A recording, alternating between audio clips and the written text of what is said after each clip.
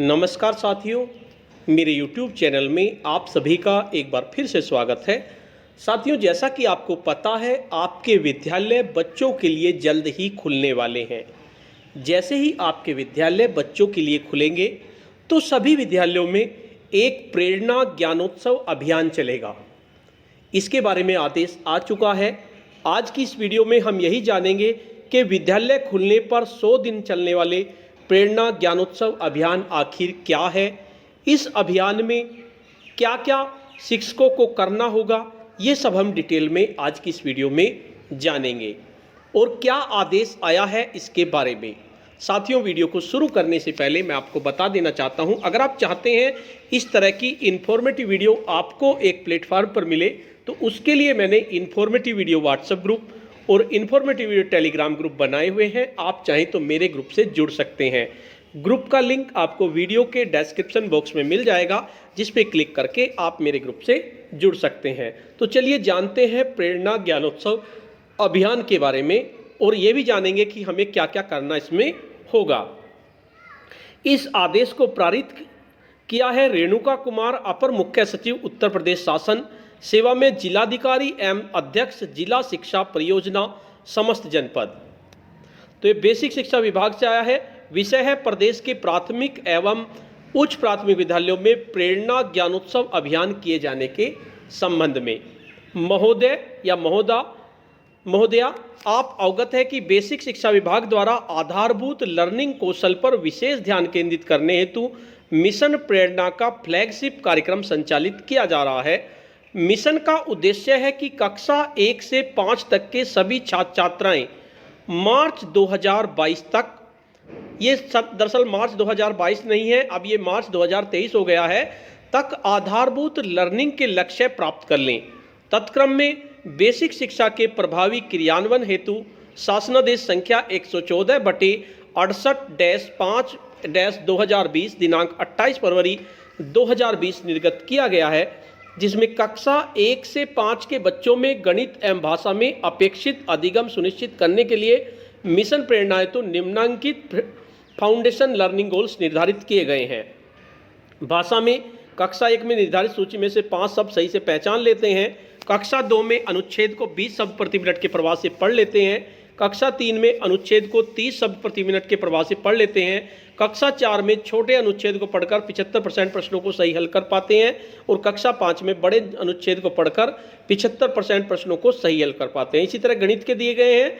निर्धारित सूची में से 5 संख्याएं सही से पहचान लेते हैं। कक्षा 2 जोड़ और घटाना 1 अंकीय के 75% प्रश्नों को सही हल कर पाते हैं। कक्षा 3 जोड़ और घटाना हासिल के साथ के 75% प्रश्नों को सही हल कर पाते हैं। कक्षा 4 गुणा के 75% प्रश्नों को सही हल कर पाते हैं और कक्षा 5 भाग के 75% प्रश्नों को सही हल कर पाते हैं। उल्लेखनीय है कि संप्राप्ति विभाग द्वारा प्रेरक प्रदेश बनाने के लिए कार्यवाही गतिमान है, परंतु कोविड महामारी के दौरान बच्चों के लिए विद्यालय लंबे समय से बंद होने के कारण उनकी दक्षताओं पर प्रतिकूल प्रभाव पड़ा है। अतः बच्चों को मुख्य धारा से जोड़ने एवं उनकी दक्षताओं को बढ़ाने के लिए विशेष प्रयास किए जाने के दृष्टिगत 100 दिन का विशेष अभियान प्रेरणा ज्ञानोत्सव आयोजित किए जाने का निर्णय लिया गया है। इस अभियान के अंतर्गत बच्चों को शिक्षा की मुख्य धारा से जोड़ने के लिए निम्नलिखित गतिविधियां संचालित की जाएंगी। क्या क्या गतिविधियां हैं? नंबर 1, विद्यालयों का पुनः संचालन। मानक संचालन प्रक्रिया SOP का पालन करते हुए शासक के निर्देशानुसार विद्यालयों का पुनः संचालन किया जाए। नंबर 2, ई पाठशाला का संचालन। कोविड-19 वैश्विक महामारी के दृष्टिगत उत्तर प्रदेश में कक्षा 1 से 8 तक शिक्षा पा रहे छात्र छात्राओं की शैक्षणिक गतिविधियों पर प्रतिकूल प्रभाव न पड़े, इसके लिए बेसिक शिक्षा विभाग द्वारा मिशन प्रेरणा की ई पाठशाला के अंतर्गत निम्नलिखित गतिविधियों का संचालन यथावत जारी रहेगा। ई पाठशाला के संचालन में प्रत्येक कक्षा और विषय के लिए मासिक पंचांग के अनुसार कक्षावार एवं विषयवार शैक्षणिक सामग्री सप्ताह के प्रत्येक सोमवार, बुधवार और गुरुवार को व्हाट्सएप ग्रुप के माध्यम से शिक्षकों को साझा की जाएगी। राज्य स्तर से प्रेषित शैक्षणिक सामग्री के अतिरिक्त शिक्षक द्वारा भी मासिक पंचांग के अनुसार शैक्षणिक सामग्री बच्चों को उपलब्ध कराई जाएगी। साझा की गई सामग्री द्वारा बच्चों को अभ्यास एवं हल करने के लिए निरंतर प्रोत्साहित किया जाए। नंबर 2, विभाग द्वारा निःशुल्क पाठ्य पुस्तक एवं कार्य पुस्तिकाएं बच्चों को उपलब्ध कराई जा चुकी हैं उक्त पाठ्यपुस्तकों पर आधारित राज्य परियोजना कार्यालय द्वारा विकसित वीडियो का प्रसारण दूरदर्शन के माध्यम से किया जा रहा है। कक्षावार प्रसारण देखने के लिए बच्चों और अभिभावकों को निरंतर प्रेरित किया जाए। उसके बाद है विभाग द्वारा बच्चों के सीखने सिखाने और अभिभावकों को प्रेरित करने के लिए शिक्षकों के माध्यम से आवश्यक शैक्षणिक सामग्री यथा गतिविधि आधारित TLM तथा पाठ से संबंधित शैक्षणिक वीडियो पूर्ववत साझा किया जाएगा। शिक्षक और अभिभावक के बीच संवाद स्थापित किया जाए और बच्चों के अभ्यास कार्य को व्हाट्सएप के माध्यम से प्राप्त कर अभिभावकों को बच्चों की प्रगति से अवगत कराते हुए फीडबैक प्रदान किया जाए। अध्यापकों द्वारा अभिभावकों के विद्यालय के व्हाट्सएप ग्रुप से जुड़ने, दूरदर्शन से प्रसारित शैक्षणिक कार्यक्रमों को देखने और दीक्षा ऐप डाउनलोड कर बच्चों को पढ़ने हेतु प्रेरित करने के लिए अनुरोध किया जाए तथा दीक्षा ऐप पर उपलब्ध 4000 ऑडियो विजुअल शिक्षण सामग्री के माध्यम से पाठ्यपुस्तक में दिए गए QR कोड को स्कैन करके अध्ययन करने हेतु अवगत कराया जाए। अब बात करते हैं प्रेरणा ज्ञानोत्सव कैंपेन का आयोजन। यही है महत्वपूर्ण, ये बातें तो हमें अब तक नहीं पता थी। उसके बाद समृद्ध हस्त पुस्तिका रेमिडियल टीचिंग प्लान द्वारा कक्षा संचालन। विद्यालय खुलने के बाद प्राथमिक कक्षाओं के बच्चों में अपेक्षित अधिगम स्तर को प्राप्त करने के लिए राज्य परियोजना द्वारा विकसित विशेष समृद्ध हस्त पुस्तिका रेमिडियल टीचिंग प्लान पर आधारित रेमिडियल टीचिंग संचालित की जाएगी, जिससे कि बच्चों द्वारा प्रेरणा सूची में निर्धारित दक्षताएं प्राप्त की जा सकें। समृद्ध हस्त पुस्तिका का प्रयोग करते हुए शिक्षकों द्वारा निम्नलिखित बिंदुओं पर अनुपालन सुनिश्चित किया जाए। विद्यालय खुलने के उपरांत समृद्ध हस्त पुस्तिका पर आधारित रेमिडियल शिक्षण करने के पूर्व हस्त पुस्तिका में दिए गए दिशा निर्देशों के क्रम में समस्त बच्चों की भाषा और गणित का प्रारंभिक आकलन फॉर्मेटिव असेसमेंट सुनिश्चित किया जाए, जिसे प्रेरणा तालिका में अंकित किया जाएगा। प्रेरणा तालिका का समय समय पर ARP और SRG द्वारा प्रमाणीकरण भी किया जाएगा। समृद्ध हस्त पुस्तिका में कक्षा को इस तरह अनुसार 3 समूह में विभाजित किया गया है। कक्षा 1 व 2, गणित कक्षा 1 व 2, हिंदी में कक्षा 1। दूसरा समूह है गणित में 3 और 4 और हिंदी में कक्षा 2 व 3, और कक्षा 5 और उसमें गणित हिंदी में कक्षा 4 और 5।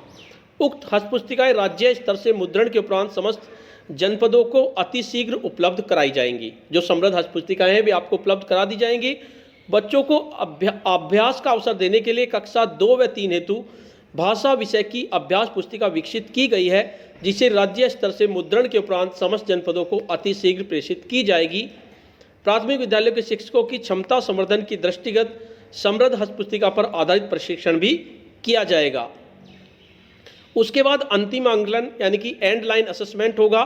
समृद्ध हस्त पुस्तिका पर आधारित रेमिडियल शिक्षण करने के 100 दिन बाद समस्त बच्चों का अंतिम आकलन यानी कि and line assessment SAT set 3 परीक्षा के आधार पर किया जाएगा और विद्यालय द्वारा प्रत्येक बच्चे का रिपोर्ट कार्ड तैयार किया जाएगा एवं अभिभावकों की उपस्थिति में उक्त रिपोर्ट कार्ड बच्चों को वितरित किया जाएगा। परीक्षा के संबंध में विस्तृत निर्देश प्रत्यक्ष से राज्य परियोजना कार्यालय से निर्गत किए जाएंगे। उसके बाद तीसरा है गतिविधियां।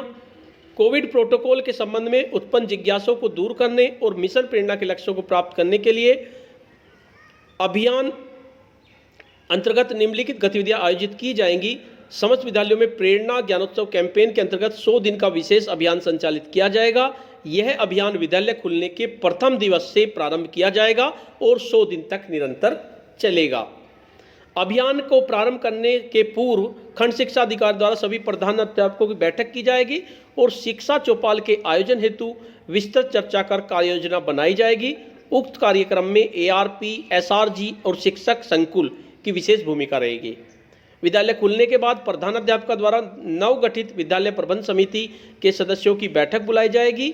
SMC की बैठक में विद्यालय संचालन के संबंध में विस्तृत कार्ययोजना बनाई जाएगी तथा शिक्षा चौपाल का आयोजन किया जाएगा। उसके बाद है विद्यालय द्वारा प्रत्येक गांव मोहल्ला में शिक्षा चौपाल का आयोजन किया जाएगा, जिसमें SMC के समस्त सदस्य, अभिभावक एवं समुदाय के लोग क्रमवार प्रतिभाग करेंगे। उसके बाद प्रेरणा ज्ञानोत्सव के आयोजन हेतु जनपद स्तर पर जिलाधिकारी की अध्यक्षता में जनपद स्तरीय टास्क फोर्स और उप जिलाधिकारी की अध्यक्षता में विकास खंड स्तरीय टास्क फोर्स की बैठक आहूत की जाएगी। बैठक में टास्क फोर्स के सदस्यों, अधिकारियों को शिक्षा चौपाल में प्रतिभाग करने हेतु निर्देशित किया जाएगा।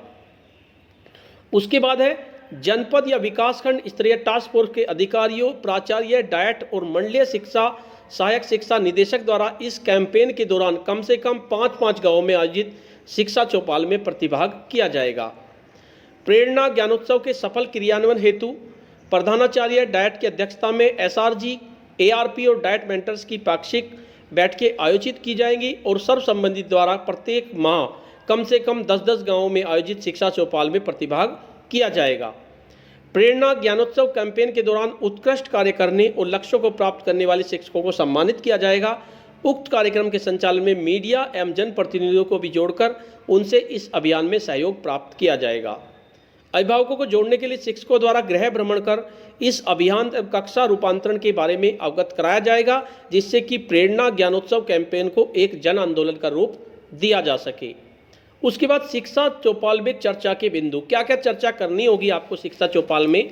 कोविड प्रोटोकॉल के संबंध में बच्चों और अभिभावकों की जिज्ञासाओं का समाधान करना एवं जागरूक करना, अभिभावकों को बच्चों के साथ समय बिताने, शैक्षणिक गृह कार्य पूर्ण करने और बच्चों को लिखित कार्य के माध्यम से अभ्यास कराने पर चर्चा करना, दीक्षा ऐप डाउनलोड करने और पाठ्य पुस्तकों में दिए गए QR कोड को मोबाइल से स्कैन करके बच्चों को पढ़ने के लिए प्रेरित करना। यदि बच्चा किसी अधिगम स्तर को नहीं प्राप्त कर सका है तो शिक्षकों से संपर्क करके उस अधिगम स्तर को प्राप्त करने के लिए बच्चों को प्रेरित करना।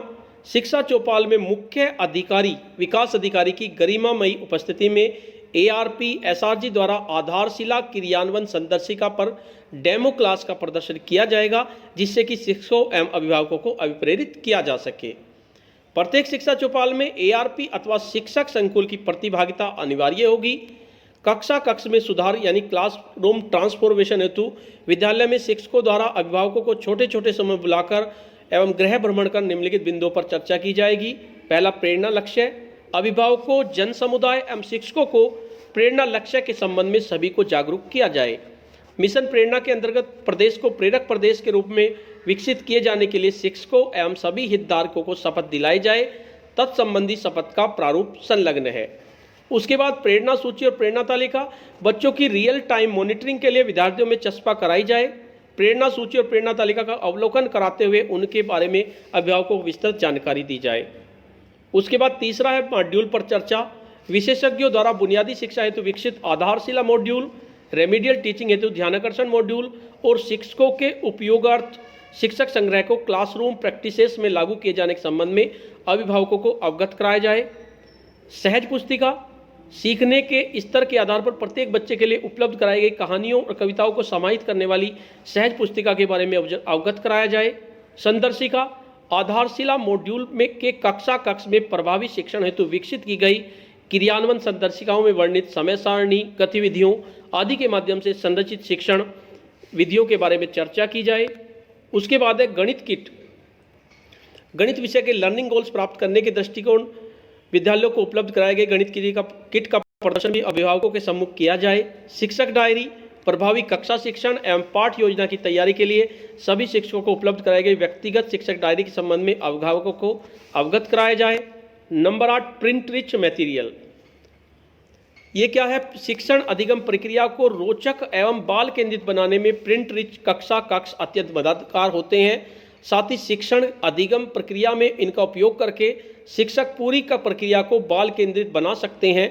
तत्क्रम में विभाग द्वारा कक्षों के लिए आकर्षक पोस्टर्स, वार्तालाप चार्ट, TLM आदि शैक्षणिक सामग्री विकसित करके विद्यालयों को उपलब्ध कराई गई है, जिससे कि बच्चे चर्चा परिचर्चा करते हुए भाषा ज्ञान और मौखिक भाषा विकास का सहज ज्ञान प्राप्त कर सकें। उक्त सामग्री का अभिभावकों को अवलोकन कराकर उनकी उपयोगिता के बारे में चर्चा एवं चार्ट एवं पोस्टर के माध्यम से भाषा ज्ञान और मौखिक भाषा विकास के संबंध में अवगत कराया जाए। उसके बाद आता है समृद्ध मॉड्यूल। विद्यालय खुलने के बाद समृद्ध मॉड्यूल यानी कि रेमीडियल टीचिंग पैकेज पर आधारित शिक्षण कार्य को अभिभावकों से साझा किया जाए। उसके बाद पाठ योजना, कक्षा 1 से 5 के समस्त अध्याय हेतु 20,000 से अधिक पाठ योजना विकसित की गई हैं एवं संबंधित पाठ योजना को चयन कर प्रेरणा पोर्टल पर अपलोड भी किया गया है। साथ ही बुनियादी शिक्षा हेतु पाठ योजना पृथक से उपलब्ध कराई जा रही हैं। उक्त के संबंध में अभिभावकों को भी सूचित किया जाए। पुस्तकालय, विद्यालयों में स्थापित किए जाने वाले समृद्ध और विषयवार क्रिया पुस्तिकाओं का अभिभावकों को अवलोकन और प्रदर्शन कराया जाए तथा बच्चों को निरंतर पढ़ने के लिए प्रेरित किया जाए। रिपोर्ट कार्ड, बाल संसद, इस तरह की काफ़ी चीज़ें हैं जो इसमें होनी है। दीक्षा और read along app, WhatsApp app classes, Doordarshan पर शैक्षणिक कार्यक्रमों का प्रसारण, ये भी आप देख लीजिए। सुचारू, ये आपका कक्षावार 30 मिनट प्रति कक्षा प्रतिदिन पूर्वाह 9 बजे से 1 बजे तक प्रसारित किए जाएंगे। शिक्षक संकुल, इसके बारे में बताना है। सहयोगात्मक पर्यवेक्षण कौन कौन करेगा। प्री प्राइमरी कक्षा भी चलेंगी, बेसिक शिक्षा और ICDC के साथ समन्वय स्थापित करके प्री प्राइमरी के बच्चों की उच्च प्राथमिक स्तर तक की शिक्षा का सार्वभौमिकरण हेतु कार्य योजना बनाई गई है। NCERT का पाठ्यक्रम है। उत्तर प्रदेश सरकार द्वारा 2021-22 से चरणबद्ध रूप से NCERT पाठ्यक्रम लागू करने का निर्णय किया गया है। इसके साथ साथ शारदा प्रणाली, विद्यालय से बाहर के बच्चों को चिन्हीकरण, पंजीकरण एवं नामांकन हेतु शारदा के संबंध में अभिभावकों को जागरूक किया जाए। समावेशी शिक्षा, यानी कि विशिष्ट आवश्यकता वाले बच्चों, दिव्यांग की स्पेशल शिक्षा स्पेशल एजुकेटर्स के माध्यम से कराई जा रही है। ऑनलाइन प्रणाली के माध्यम से दिव्यांग बच्चों के चिन्हीकरण, ट्रैकिंग तथा मुख्य धारा से जोड़ने हेतु समर्थ कार्यक्रम के संबंध में अभिभावकों को जागरूक किया जाए। और स्मार्ट क्लास का संचालन, संप्राप्ति राज्य के लगभग 5000 परिषदीय विद्यालयों में स्मार्ट क्लासेस की स्थापना की जा चुकी है। समुदाय के सहयोग से स्मार्ट टीवी, कंप्यूटर, प्रोजेक्टर आदि का दान प्राप्त कर परिषदीय विद्यालयों कक्षाओं को स्मार्ट कक्षाओं में रूपांतरित करने और डिजिटल शिक्षा प्रणाली को और अधिक सशक्त बनाने के लिए समुदाय, NGO, निजी कंपनियों सहयोग प्राप्त करने के लिए सर्वसम्मति से अनुरोध किया जाए। तो ये आदेश दिए गए हैं। इसके साथ साथ एक शपथ का प्रारूप भी इसमें संलग्न किया गया है जो आपको शपथ लेनी है। मिशन प्रेरणा के अंतर्गत उत्तर प्रदेश को प्रेरक प्रदेश के रूप में विकसित करने के लिए शिक्षकों और अधिकारियों द्वारा ली जाने वाली शपथ। मैं यहाँ पर आप अपना नाम लिखेंगे। संकल्पित होते हुए शपथ लेता हूँ या लेती हूँ कि मैं अपने अधिकार क्षेत्र के विद्यालयों को आदर्श विद्यालय के रूप में विकसित करने के लिए सभी सहयोगियों को प्रेरित करूँगा। मैं अपने विद्यालय में शिक्षा पा रहे प्रत्येक बच्चों को निर्धारित अधिगम स्तर प्राप्त करने के लिए प्रेरित करूंगा। मैं अपने विद्यालय, विकासखंड, जनपद, मंडल और प्रदेश को प्रेरक प्रदेश के रूप में विकसित करने के लिए अपना बहुमूल्य योगदान दूंगा या दूंगी। तो ये आपको शपथ देनी है। तो इस तरह से आपका ये 100 दिन का कार्यक्रम चलेगा। तो साथियों, काफ़ी बड़ी वीडियो हो गई। आज की वीडियो में इतना ही। आपको ये वीडियो कैसी लगी? अगर आपको ये वीडियो अच्छी लगी तो इस वीडियो को लाइक कीजिए, शेयर कीजिए और वीडियो पे कमेंट्स कीजिए। और अगर आप मेरे चैनल पे नए हैं, पहली बार मेरे चैनल को देख रहे हैं, तो चैनल को सब्सक्राइब कर लीजिए और बेल के आइकन को प्रेस कर दीजिए जिससे कि आपको नेक्स्ट वीडियो का नोटिफिकेशन मिल सके। धन्यवाद।